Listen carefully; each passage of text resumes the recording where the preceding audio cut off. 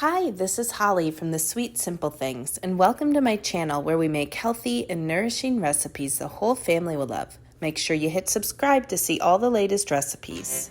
Today I'm going to show you a delicious garlicky bison pot roast. I love this recipe. Honestly, this is one of my favorite gravies because it's not your typical heavy, salty gravy. It's really a very elegant, kind of a light gravy, but it is still rich and delicious. So anyway, we're going to start by heating up our skillet, put some avocado oil or olive oil down, and then we're going to sear our roast.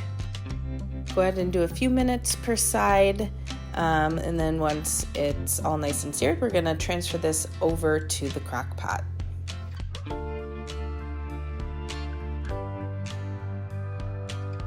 Put a little more oil down, and then we're going to saute our onions and get those ready to add on top of the beef roast.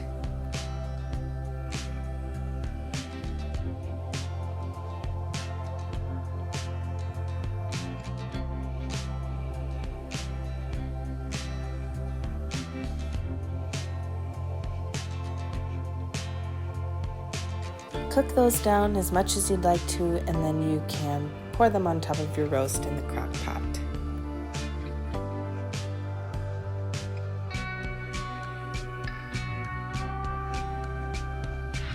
Our next step is we'll go ahead and season it up. I've got all my seasonings in there, and I'm just going to sprinkle this all over in there.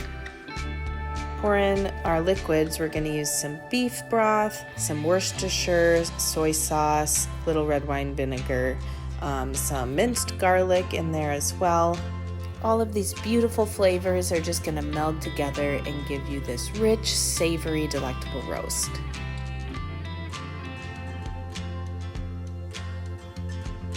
Finally, we'll get our carrots and potatoes in there. Just go ahead and layer those on top. I'm using fingerling potatoes, so I'm not chopping them, but you can use really any potato you want, but if they are larger, make sure you quarter them if you need to so they're a manageable size. Cook this on low for 8 hours. You can also do high for 4 to 5 as well. When it's all done, this is going to be a fall apart roast. You can see how amazing that looks, and let me tell you, your house is going to smell amazing. So go ahead and remove the roast from the slow cooker, get it on a platter. You can remove all the veggies as well.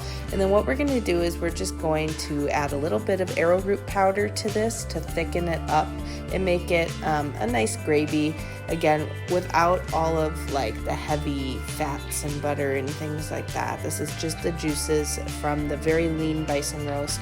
I used a bison crossrib roast for this because that's what I had in my freezer left from my last batch from the farmer, but you can use literally any roast. You could use a rump roast, you could use an arm roast, a chuck roast.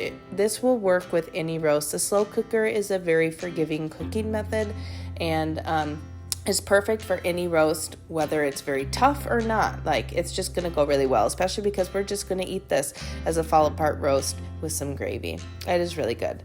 So anyway, whisk this together. I like to kind of do this into a small cups just to help make sure that we don't have any lumps, because if you just put the arrowroot powder right into the crock pot bin there and try to whisk it in, you very well could get some lumps. It's just too big of an area, and then once that lump forms, it's very hard to get it out. So I like to whisk it into a small amount of liquid first, then pour that in and whisk the whole thing together.